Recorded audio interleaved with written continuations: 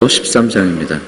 신약성경 히브리서 13장 12절로 16절까지의 말씀을 함께 교독하도록 하겠습니다. 신약성경 370면에 있는 히브리서 13장 12절 말씀부터 16절까지 우리 교독하고요. 16절 같이 함께 읽겠습니다. 제가 먼저 봉독합니다. 그러므로 예수도 자기 피로써 백성을 거룩하게 하려고 성문 밖에서 고난을 받으셨느니라.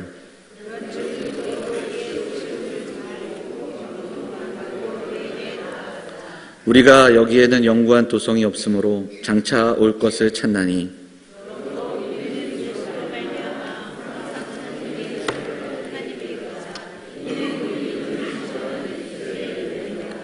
오직 선을 행함과 서로 나누어지기를 잊지 말라. 하나님은 이 같은 제사를 기뻐하시느니라. 이 시간 글로리아 찬양대에서 찬양하시겠습니다.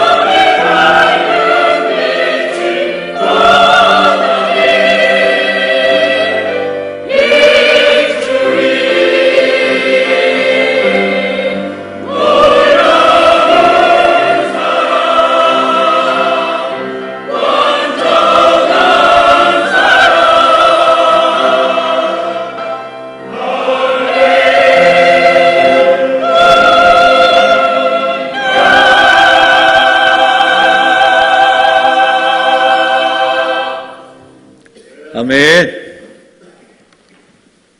귀한 찬양 감사드립니다.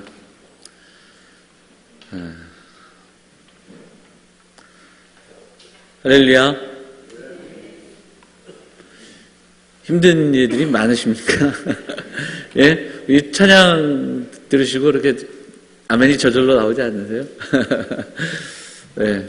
오늘 우리 예배하기 전에 말씀 나누기 전에 좀 얼굴 좀 피고 좀 마음도 피고 우리 좀 함께 그렇게 예배했으면 좋겠습니다. 우리 양옆에 계신 분들 같이 인사할까요? 잘 오셨습니다. 반갑습니다. 인사하겠습니다. 네. 찬양 참으로 감사드립니다.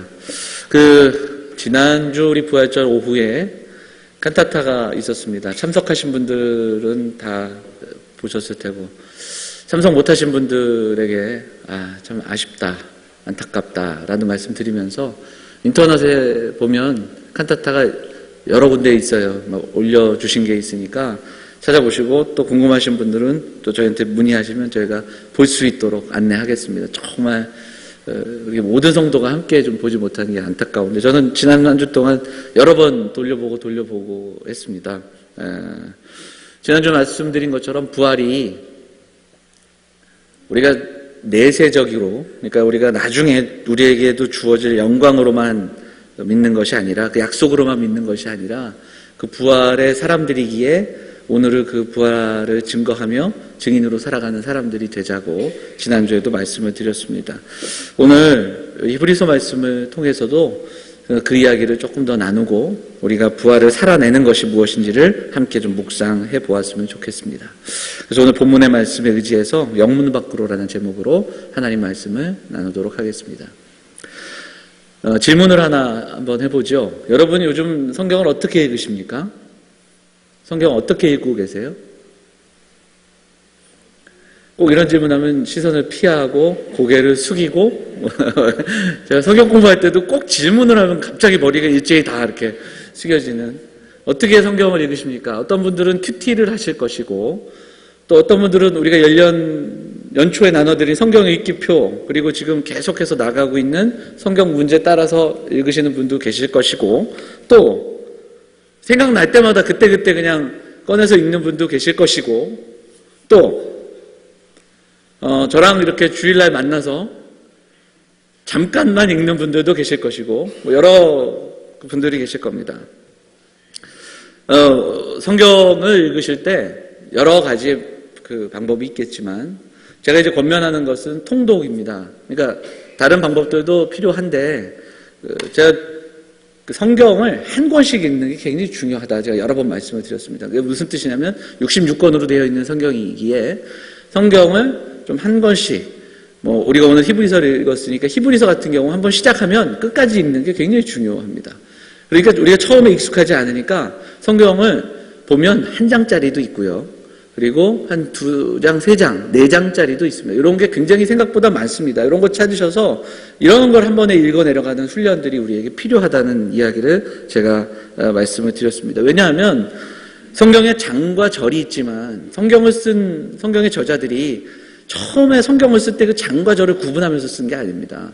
성경이 정경화가 되면서 성경을 읽을 때, 그래서 70인역, 그래서 성경이 번역이 되는 과정 속에서, 그리고 정경화되는 과정 속에서 성경이 66권으로 정해지고, 그리고 이 장과절이 생겨난 것을 보게 됩니다. 그러니까 성경의 저자들은 그냥 쭉 써내려간 겁니다. 편지를 쭉 써내려가듯이 써내려갔던 것을 우리가 좀 봐야 합니다. 그래서 성경은 한편의 긴 설교이기도 하고 편지이기도 하고 그리고 역사이기도 합니다.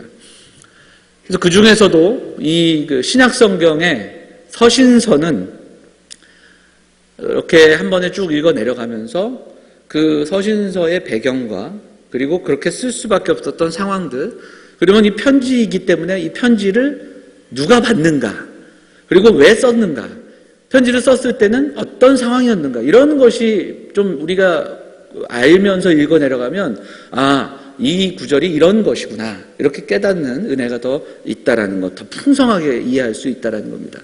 왜 이 말씀을 드리냐면 오늘 우리가 읽은 이 히브리서가 좀 어려운 성경입니다. 다른 성경들도 다 어렵지만 첫째는 아직도 이 히브리서의 저자에 대해서 논쟁이 많습니다. 그러니까 저자가 사실 딱 누구라고 이야기할 수가 없습니다. 바울이라고도 이야기하고 아볼로라고도 이야기하고 뭐 바나바라고도 하고 여러 가지 설들이 있습니다.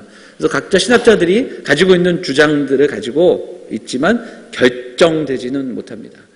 확실하게 결정적으로 이야기할 수 없습니다.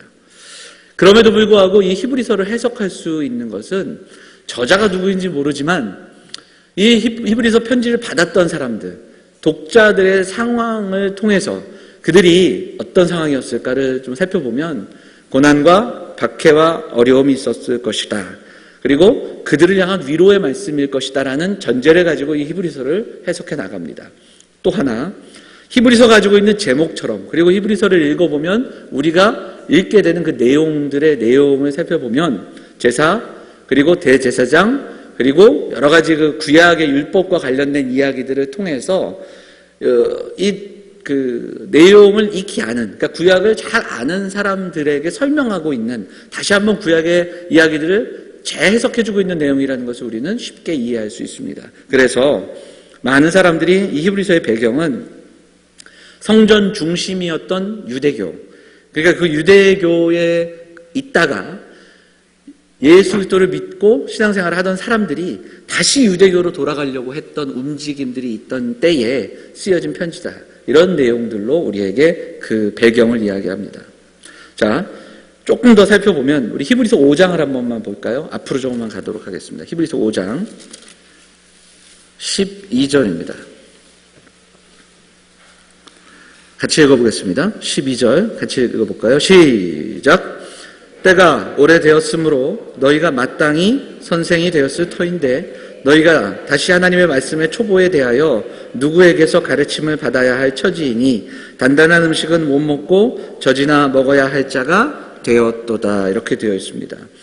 신앙을 받아들인 지는 좀 돼서 이제는 마땅히 선생이 될 그 스승의 자리로 좀 성숙해지는 그 자리로 나아가야 하는데 그러지 못하라는 겁니다.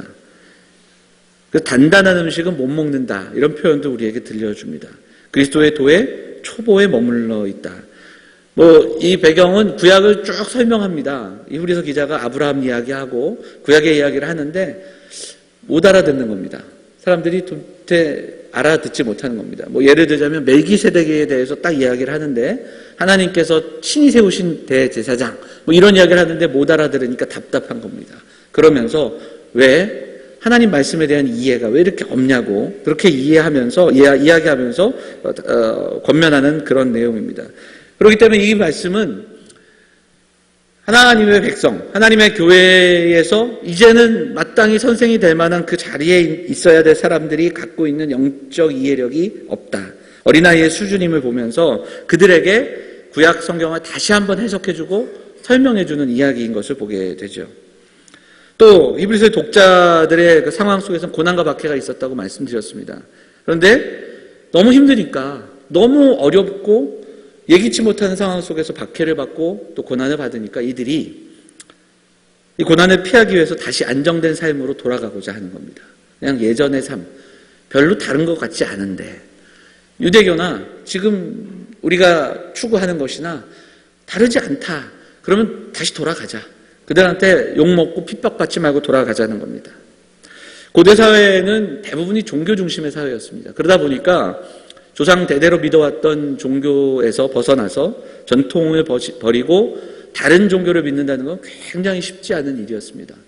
사실 지금도 그렇게 올가매지 않은 상태에 살아가는 우리임에도 불구하고 새롭게 교회를 다니고 새롭게 종교를 갖는다는 게 굉장히 어려웠는데 하물며 예전 시대에는 더 어려웠던 시대였다라는 거죠. 그런데 이들이 그 어려움 때문에 다시 한번 예전으로 돌아가고자 하는 모습이 있었다는 겁니다. 그래서 히브리서는 그들을 향해서 그래 유대교로 돌아간다면 그러나 별로 다르지 않는 것 같아서 돌아간다면 왜 다른지를 설명해 주마 이런 내용입니다. 그래서 유대교가 갖고 있는 한계 그리고 성전 중심 그리고 제사 중심의 그 한계 불완전한 제사 그것이 왜 예수 그리스도로 말미암아 어떻게 새롭게 되었는지 예수님이 이 땅 가운데 찾아오셔서 십자가 지신 이 사건, 고난의 길을 통해서 그 예수 그리스도가 열어놓으신 그 길이 어떤 길인지를 설명하는 것이 바로 히브리서의 내용이라는 겁니다. 그래서 제사의 얘기가 많이 나오고 제사장 얘기가 많이 나오는 겁니다. 유대교와의 갈등을 이야기하자면 아주 오래전, 그러니까 예를 들자면 세례 요한의 예를 한번 들어보면, 여러분 세례 요한은 어디에서 말씀을 전했죠? 어디에서 전합니까? 광야에서 전했죠. 세례 요한은 어디서 세례를 주었습니까? 어디서 주었죠? 요단강에서 주었죠. 요단강에 세례를 주었습니다. 세례 요한이 그러면 뭐라고 선포하면서 외쳤습니까? 회개하라, 천국이 가까웠느니라. 그러니까 세례 요한의 그 세례는 회개의 세례였습니다. 그런데요, 여러분 그 당시 유대교, 그러니까 유대인들이 갖고 있는 회개와 제사함은 어디에서 이루어졌어야 됩니까? 제사함이 이루어질 수 있는 곳이 어디예요? 어디예요? 성전입니다. 성전. 제물 가지고 성전으로 나아가서 피 흘림이 있고요, 제사를 드려야 그 제사로 말미암아, 제물로 말미암아 회개가 되고 용서받는 겁니다. 그리고 속죄받을 수 있는 길이 성전으로 가서 제사장을 통해서, 그리고 제사를 드려야 그 길이 열리는 겁니다. 그런데 요한은 제물이 아니라 상한 심령을 가지고 나와 회개하라고 말씀하시고 회개의 세례를 줍니다. 그 당시 많은 사람들이 성전이 아니라 요단강으로 갑니다.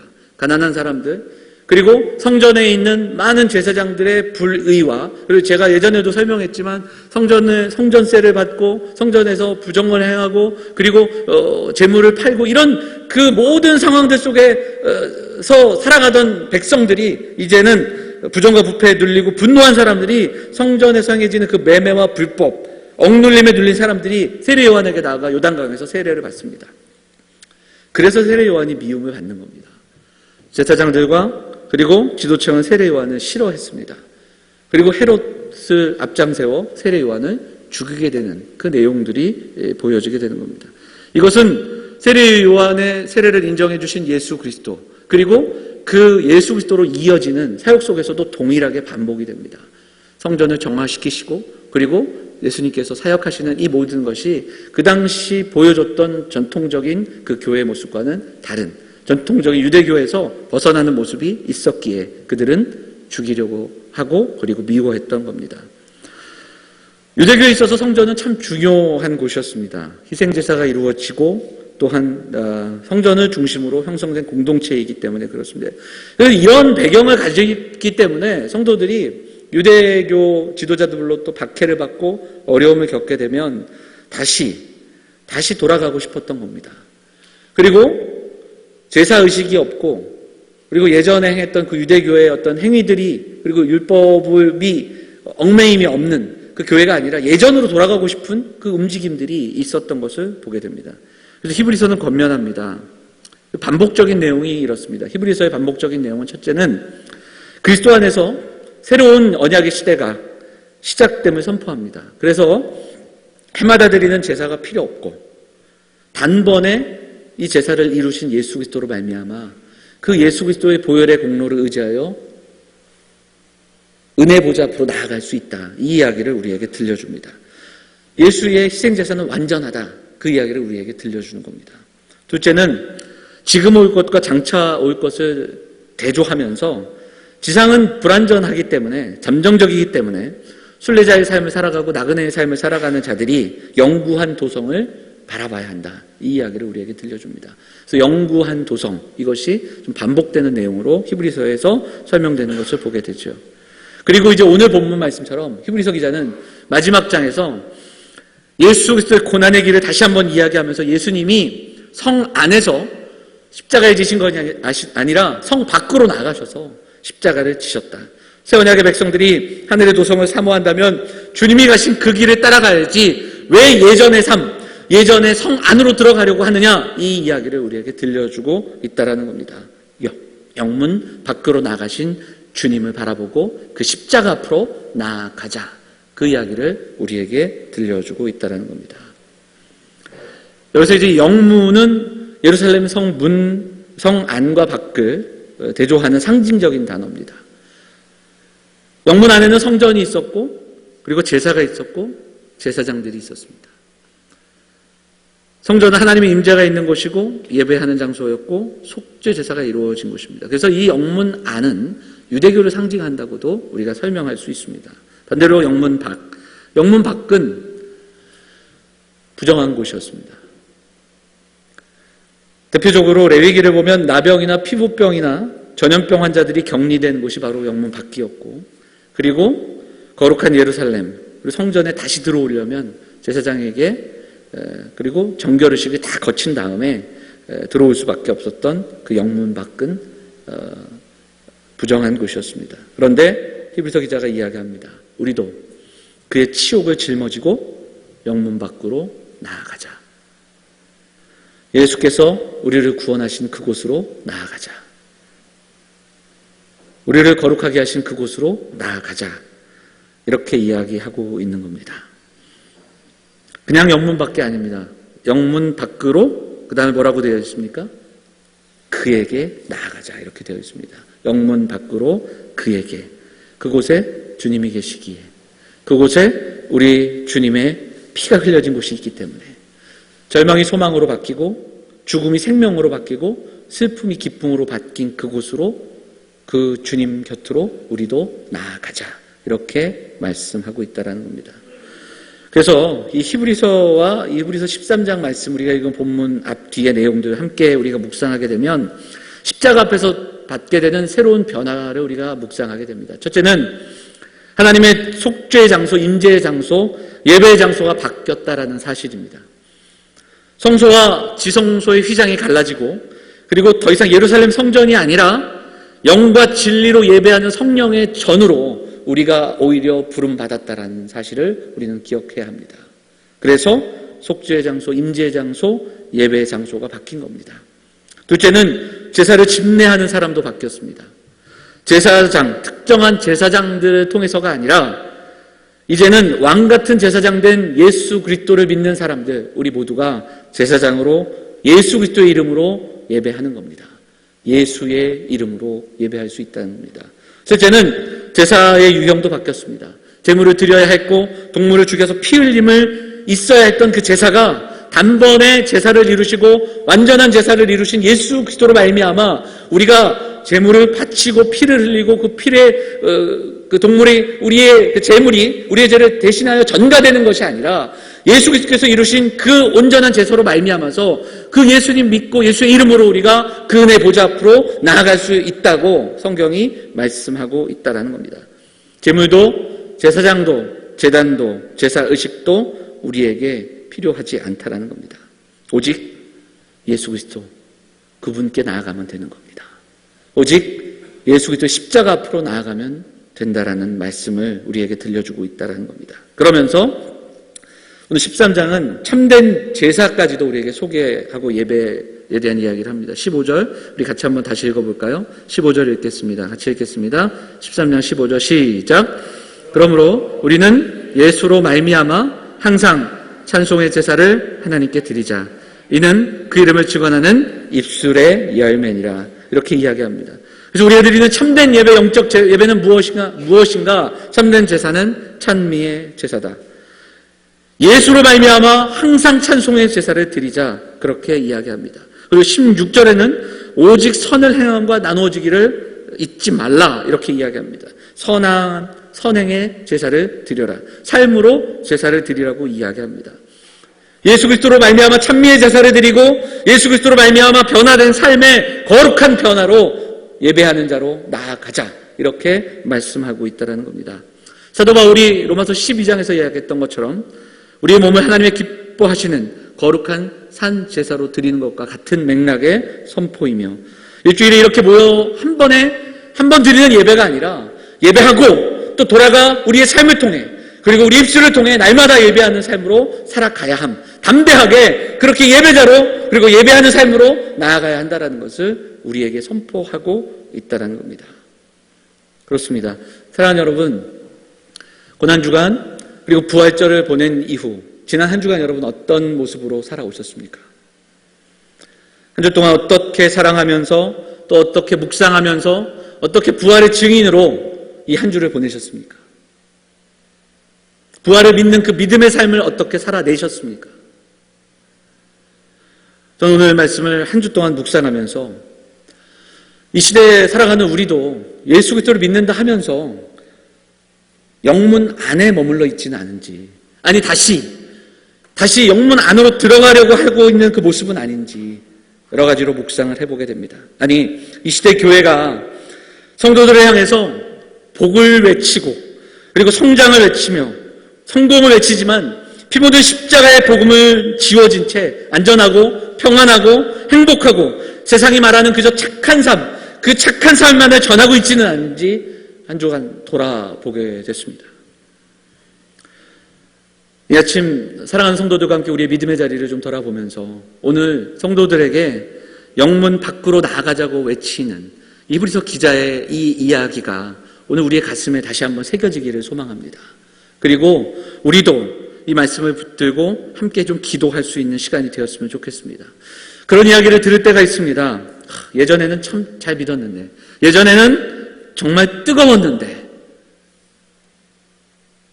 또 그런 이야기를 들을 때가 있습니다. 꼭 그렇게까지 믿어야 되느냐, 너무 극단적으로 믿는 거 아니냐, 적당히 믿고 적당히 미쳐야 하는 거 아니냐, 이런 이야기도 들을 때가 있습니다. 아니, 사실 젊은 시절에 저도 이런 소리를 했던 기억이 있습니다. 제가 했던 이야기 중에 하나죠. 매일매일 새벽 기도 가시는 어머니 바라보면서 했던 이야기였습니다. 그런데 이제 와 보니 예수를 믿는다면 이렇게 믿는 게 맞습니다. 그렇게 믿는 게 맞습니다. 예수를 믿는데 적당히 믿는 건 없습니다. 왜냐하면 예수 외에는 구원이 없기 때문에 그렇습니다. 예수님만 믿어야 하기 때문에 그렇습니다. 십자가에서 피 흘리신 예수 그리스도, 부활하신 예수 그리스도가 우리의 구원자가 되시기에, 오직 그분만이 우리의 구원자가 되시기에 우리에게 적당히는 없다라는 겁니다. 세상과 하나님 사이에서 갈팡질팡하고 적당히 살다가 적당히 믿으며 주일 되면 교회 나와 봉사하고 그리고 또 삶의 자리로 돌아가는 이것이 균형 있는 신앙이 아니라는 겁니다. 하나님은 오히려 우리를 바라보시면서 하나님은 균형을 이루신 하나님이다, 그렇게 우리에게 성경은 이야기합니다. 우리가 믿음 생활하면서 우리의 믿음을 다른 것으로 확인해서는 안 됩니다. 예배를 드릴 때 때로는 마음이 울컥하고 그리고 또 좋은 느낌이 들어야 하는 게 아니고, 교회가 자리가 꽉꽉 차고 그리고 좋은 프로그램이 있어야 하는 게 아니고, 병이 낫고 응답받고 기도하면 그때그때마다 이루어지는 그것이 우리의 믿음과 신앙이 아니라는 겁니다. 교회도 마찬가지예요. 예수 그리스도가, 복음이, 십자가가 그리고 교회의 존재 이유가 아니라 부흥이, 성장이 그리고 또 다른 것이 그것을 대체하며 교회의 목적이 될 수 없다라는 사실입니다. 그런 문구를 읽은 적이 있습니다. 천국의 문 앞에서 평생 서성거리는 사람들, 평생의 문 앞에서 평생 서성거리는 사람들. 여러분, 천국은 죽어서 가는 곳입니까? 살아서만 갈 수 있는 곳입니까? 죽어서 가는 곳입니까? 살아서 가는 곳입니까? 살아서만 갈 수 있는 곳입니다.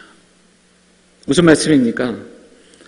이 땅에 열린 하나님 나라, 우리가 살아서 사는 삶 동안 예수님 만나지 못한다면, 살아가면서 믿음으로 거듭나지 못한다면, 지금 살아가는 오늘의 삶 가운데 우리가 믿음으로 거듭남으로 예수 그리스도가 나의 구원자이심을 분명히 믿고 살아가지 못한다면 우리에게 천국은 약속된 곳이 아니라는 겁니다.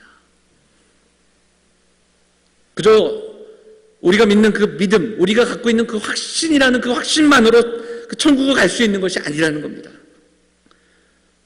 예수 그리스도를 만나야 합니다. 예수님을 믿어야 합니다. 오늘 살아가는 날 속에서 그분이 나의 삶의 주인이시고 그 십자가와 부활이 나와 어떤 의미가 있는지를 분명히 깨달아 거듭난 인생으로 우리가 오늘도 말씀 붙들고 영문 밖으로 나가신 그 주님의 길을 따라가는 그 결단이 우리에게 있어야 한다는 겁니다. 오늘 성경은 그 믿음의 길이 영문 안으로 돌아가는 것이 아니라 영문 밖으로 나아가서 그 주님이 십자가 지신 그곳으로 나아가는 발걸음이 믿음의 길이다, 우리에게 설명하고 있습니다. 우리에게 그렇게 선포하고 있습니다. 십자가의 길, 그 길은 우리 각자에게 주신 삶의 자리에서 예수 그리스도를 믿으며 오직 예수 그리스도, 예수만 믿으며 나아가는, 그분이 나의 주인이시며 나의 구원자이심을 선포하며 그 기쁨과 감격으로 살아가기를 소망하는 사랑하는 성도들에게 주시는 말씀인 줄 믿습니다. 사랑하는 여러분, 그 김용의 선교사님이라는 분이 계십니다. 그분이 그런 선포를 하시더라고요. 한국교회는 여전히 소망이 있다. 세상이 조롱하고 그리고 포기할 것 같고 그리고 힘들고 또 다리를 절며 나아가는 한국교회지만 한국교회는 소망이 있다.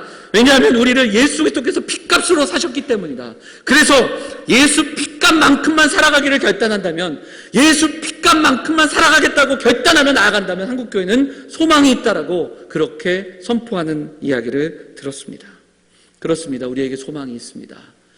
우리가 잘 믿어서가 아니고 우리가 열심히 봉사하고 열심히 교회 다녀서가 아니라 예수 그리스도께서 우리를 위해 흘리신 그 보혈의 공로를 의지하여 우리에게는 소망이 있습니다. 그래서 그 선교사님이 이야기하신 것처럼 핏값만큼만 살겠다라는 결단과 고백으로 흔들리지 않는 믿음으로 이 땅 가운데 우리도 그 십자가를 바라보며 나아가는 사랑하는 성도들이 되셔야 할 줄 믿습니다. 각자의 삶 속에서 어려움이 있습니다. 힘든 일들도 있습니다. 하지만 오늘 이 아침 우리가 기도할 때 주님, 우리도 영문 밖으로 나아가겠습니다. 오직 예수 그리스도만 믿으며 나아갈 수 있는 믿음과 용기를 주시옵소서. 예수 없는 부귀와 평안함과 안정됨을 거부하고 예수의 치욕을 우리도 짊어지면서 그게 때로는 우리가 예상치 못하는 또 다른 일들로 인해 어렵게 되는 그 일일지라도 담대하게 포기하지 않으며 실망하지 않으며 나아갈 수 있는 용기와 믿음을 우리에게 주옵소서. 그 앞으로 십자가 앞으로 나아가겠습니다. 그래서 오늘 말씀 주시는 말씀 붙들고 주의 제자로 주의 백성으로 믿음으로 살아가겠습니다. 이 결단과 기도가 우리 사랑하는 영험의 성도들의 기도가 되시기를 간절히 소망합니다. 한 가지 더 기도하길 원하는 것은 그 마음으로 나아가서 우리가 십자가 붙들고 나아가는 그 믿음의 길 속에서 저와 여러분이 만나는 사람들, 저와 여러분이 속한 곳들, 우리의 가정과 우리의 공동체, 이 세상을 거룩하게 치유할 수 있는 우리가 되게 해달라고 기도하는 사랑하는 성도들이 되시기를 간절히 소망합니다. 예수께서 이런 말씀을 하셨습니다. 아버지께서 나를 보내신 것 같이 나도 너희를 보내노라. 부르심이 있고 보내심이 있습니다. 우리를 부르신 주님께서 우리를 보내셨습니다. 이 땅을 향해 보내셨고 죄를 향해 보내셨습니다. 그러면서 말씀하셨습니다. 너희는 세상의 빛이다. 너희는 세상의 소금이다. 빛은 어두움을 이깁니다. 부정한 것을 정하게 하고 어두운 곳을 밝게 비춘다는 겁니다. 하나님 나라를 살아간다는 것은 나 혼자가 아니라 나의 거룩함으로 인해 내가 속한 곳이 부정한 곳이 정하게 되는 그 거룩함으로 물들게 되는 역사를 우리가 꿈꾸며 나아가는 것인 줄 믿습니다. 하나님의 백성으로 살아간다는 것은 죄로부터 격리되는 게 아닙니다. 이렇게 교회에 들어와서 죄로부터 그리고 어렵고 힘든 삶에서부터 좀 떨어져 나와 잠시 동안 위로받고 또 여기서 격리된 곳에서 우리가 같이 너 구원받았네, 나 구원받았네, 우리 구원받았네 하며 위로하는 곳이 아니라는 겁니다. 예전에도 말씀드렸지만 이완 피트와슨이라는 사람이 이런 이야기를 합니다. 우리는 오염된 행성에 살고 있다. 그런데 이 오염된 이곳에 예수님께서 오셔서 세상에 오염되지 않으시고 거룩한 감염으로 세상을 감염시키셨다. 그러니까 우리가 예수님께 감염됐다라는 이야기를 들려줍니다. 우리가 오늘 함께 기도할 때 예수님이 감염시키신 그 은혜, 복음, 우리도 세상에 감염되는 사람들이 아니라 세상을 거룩함으로 감염시키기를 결단하고 소망하는 믿음의 사람들이 되어야 할 줄 믿습니다. 교회 안에서 신앙생활 잘하는 것으로 만족하지 마시고 생활하는 삶의 터전에서 좋은 신앙인들이 되어주시기를 간절히 소망합니다. 생활 속에서 믿음으로 살아가야 합니다. 생활하는 나의 현장 속에서 믿음으로 견뎌내고 그 믿음으로 부활의 증인으로 살아가시기를 주의 이름으로 축원을 드립니다. 여러분, 히브리서에는 성도를 순례자로 이야기합니다. 하늘의 도성을 향해 믿음의 길을 가는 사람으로 표현합니다. 그러면서 순례의 길을 떠난 나그네라는 표현을 하죠. 근데 이 나그네가 세상과 단절되어서 수도원을 찾아가는 그런 고행이 아니라는 겁니다. 그저 교회에 숨어있는 신앙인들이 아니라는 겁니다. 예수 그리스도를 쫓아 예수 그리스도를 찬양하며 찬미의 제사를 드리며 그리고 함께 예배하고 하나님의 영광을 경험한 자들이 다시 세상을 향해 나아가 영문 밖으로, 그리고 그곳에서 이미 또한 울고 계시는 그 주님이, 그리고 주님께서 바라보시는 그 거룩함이 우리를 통해 이루어지기를 소망하면서 우리도 우리의 삶의 현장으로, 우리의 가정으로, 여러분이 속한 곳으로 나아가서 찬미의 제사를 드리고 선행으로, 나눔으로 삶의 제사를 드리는 그러한 성도들이 되어주시기를 부탁을 드립니다. 오직 예수 그리스도 그분만을 바라보며 그 믿음으로 세상을 향해서 복음을 선포하는 사람들, 바로 저와 여러분 되어서 영문 밖으로 나아가신 그 주님이 가신 길을 따라서 우리도 함께 세상을 치유하고 그리고 거룩하게 물드는 세상을 복음으로 감염시키시는 사랑하는 영암의 성도들이 다 되시기를 주의 이름으로 축원을 드립니다. 우리 같이 찬송하시겠습니다. 찬송가